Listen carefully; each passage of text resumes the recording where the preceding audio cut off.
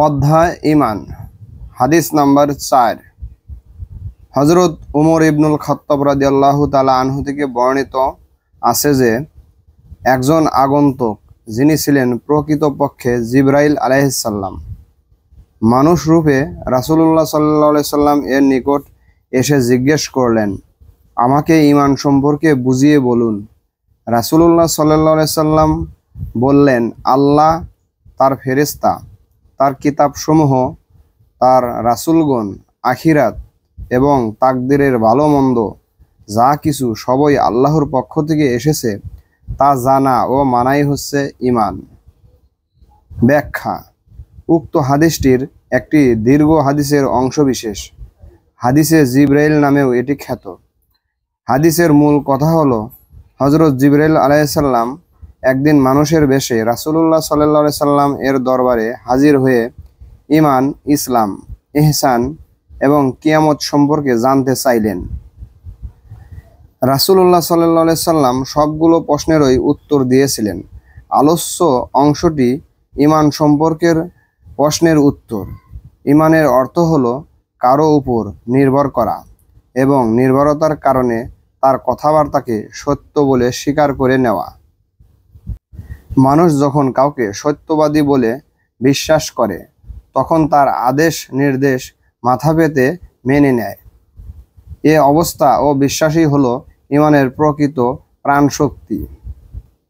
আল্লাহর পক্ষ থেকে রাসূলুল্লাহ সাল্লাল্লাহু আলাইহি সাল্লাম এর মাধ্যমে যে সমস্ত কথা এসেছে তার সবগুলোকে সত্য বলে স্বীকার করে আন্তরিকভাবে গ্রহণ করাই হলো মুমিন হওয়ার জন্য জরুরি। এ হাদিসে ঈমানের যে কয়টি মৌলিক বিষয়ের কথা উল্লেখ করা হয়েছে, নিম্নে তার প্রকৃত ও সংক্ষিপ্ত বিবরণ দেওয়া হলো। 1. ঈমান বিল্লাহ, অর্থাৎ আল্লাহর উপর ঈমান আনা, অর্থাৎ আবহমান কাল থেকে আল্লাহকে বিদ্যমান বলে স্বীকার করা, সমস্ত সৃষ্টির স্রষ্টা ও তাকে একক ও নিরঙ্কুশ ব্যবস্থাপক হিসেবে মেনে নেওয়া। অকপট চিত্তে এটা স্বীকার করে নেওয়া যে বিশ্ব সৃষ্টি কিংবা উহার ব্যবস্থাপনায় আল্লাহর সমকক্ষ কোনো শরীক নেই। সকল প্রকার দোষ ত্রুটি থেকে তিনি মুক্ত এবং যাবতীয় গুণ বৈশিষ্ট্য ও সৌন্দর্যের তিনি একচ্ছত্র মালিক। 2. ঈমান বিল মালাইকা, ফেরেশতাদের উপর ঈমান আনা। এর অর্থ হলো তাদের অস্তিত্বকে মেনে নিয়ে এ কথা বিশ্বাস করা যে তারা আল্লাহর পবিত্র সৃষ্টি, তারা সদা সর্বদা আল্লাহর আনুগত্য করেছে এবং কোনো সময়ই বিরোধিতা বা নাফরমানি করছে না।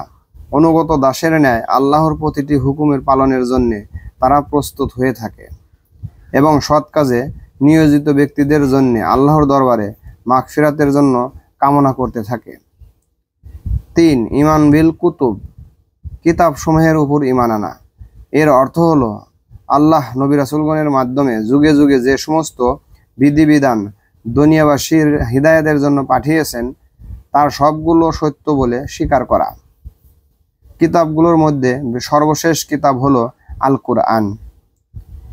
পরবর্তী জাতিসমূহ তাদের উপর প্রদত্ত কিতাবসমূহ বিকৃত করে ফেলায় আল্লাহ তার সর্বশেষ রাসূলের মাধ্যমে আসমানি কিতাব আল কোরআন নাজিল করেছেন। এ কিতাবের বক্তব্য অত্যন্ত প্রাঞ্জল ও স্পষ্ট এবং যাবতীয় ত্রুটি বিচ্যুতি ও বিকৃতির ঊর্ধ্বে।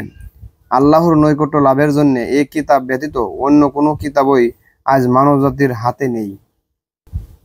4. ঈমান বীর রসুল, নবী রাসূলগণের উপর ঈমান আনা। এর অর্থ হলো আল্লাহর পক্ষ থেকে মানবজাতির হিদায়াতের জন্য যত নবী রাসূল এ দুনিয়ায় এসেছেন তারা সবাই সত্য।